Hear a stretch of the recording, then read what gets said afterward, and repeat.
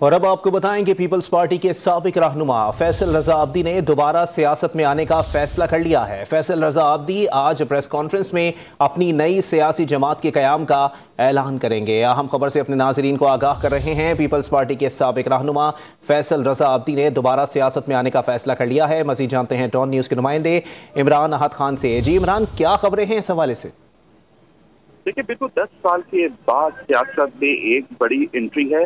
Pakistan peoples party के साबका रहनुमा है फैसल रजा आब्दी, वो दोबारा सियासत में आने का उन्होंने फैसला कर लिया है। फैसल रजा आब्दी ने अपनी सियासी तंजीम भी बना ली है। फैसल रजा आब्दी ने सियासी तंजीम का नाम वॉइस ऑफ शौदा रखा है।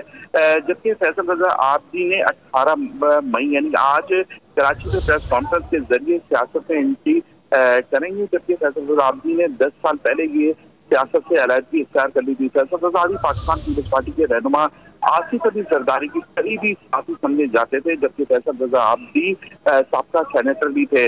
जबकि मुस्तफा कमाल की तरह फैसल रजा आब्दी को भी इनके दबंग अंदाज और बयानबाजी से जाना और पहचाना जाता है, क्योंकि इनके जो बयानात होते हैं वही इनकी फैसल रजा आब्दी की पहचान बने हैं। आज प्रेस कॉन्फ्रेंस करेंगे फैसल रजा आब्दी और उसमें बाकायदा अपनी पार्टी का ऐलान करेंगे और उसके बाद सियासी हवाले से वो मैदान में उतरेंगे।